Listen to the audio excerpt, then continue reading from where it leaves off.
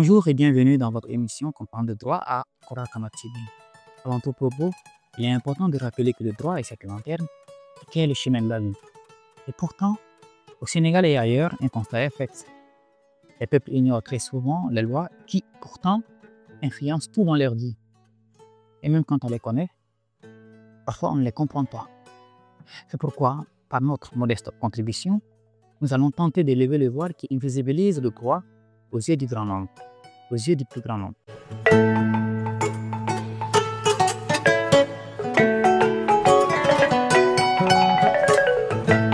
Comme nous l'avons énoncé dans notre précédente émission, dans ce numéro, nous allons parler ensemble du rabat d'arrêt. Nous allons ensemble essayer de le comprendre. Le rabat d'arrêt est une voie de recours exceptionnelle, spécifique et rare. Rare parce qu'au Sénégal, on n'a pas l'habitude de voir les justiciables, que je mets entre guillemets, en faire usage très souvent.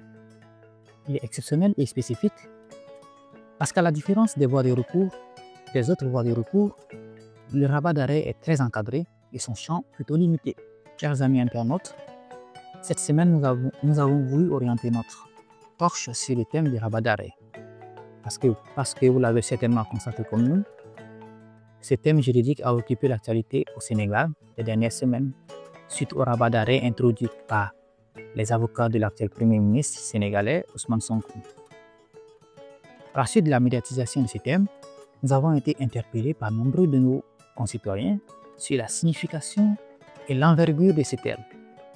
En effet, la procédure du rabat d'arrêt, déclenchée par les avocats de l'actuel Premier ministre du Sénégal, est justifiée par une volonté de corriger une erreur de procédure selon eux. En effet, le rabat d'arrêt ne vient pas confirmer ou infirmer une peine ou une décision de justice dans le fond. La Cour suprême, dans son action, vient dans la procédure du rabat d'arrêt pour juger de la régularité de l'application du droit. Les faits ne sont pas alors discutés ou débattus à ce niveau-là. Alors, aujourd'hui, de manière succincte, nous apporterons un éclaircissement sur la signification de ces termes juridiques. Ainsi, pour aller directement en besogne, il faut dire que le rabat d'arrêt est une procédure judiciaire utilisée pour contester une décision rendue par la Cour suprême. Et pourtant, la Cour suprême est censée être au sommet de la pyramide judiciaire.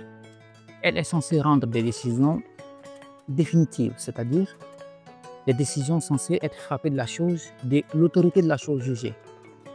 Mais l'œuvre humaine n'étant pas parfaite, le rabat d'arrêt apparaît comme un gilet de sauvetage, un autre moyen de sauver les victimes d'une erreur judiciaire, alors que tout semble perdu.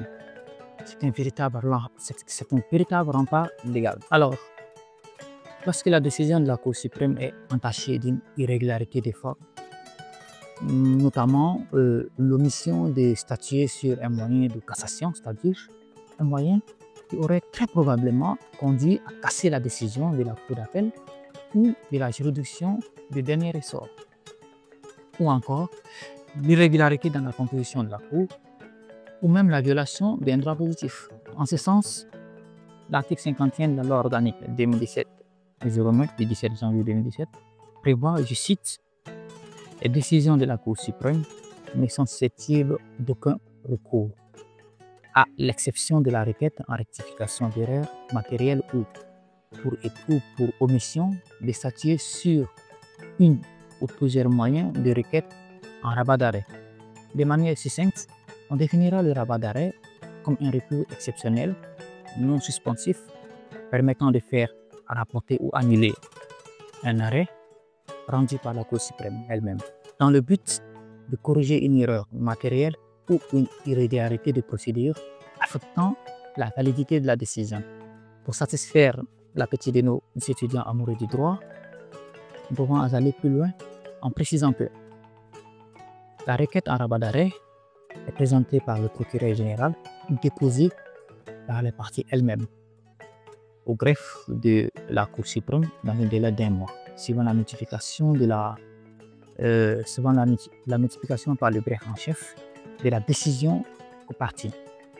Décision relative à la cassation, à l'annulation ou à la confirmation de la décision de justice rendue en dernier ressort. Précisons pour terminer que le délai de recours en rabat d'arrêt et le recours ne sont pas suspensifs. C'est-à-dire que la décision continue d'être appliquée jusqu'à ce que la décision relative au rabat d'arrêt soit rendue. Je vous remercie d'avoir suivi cette émission.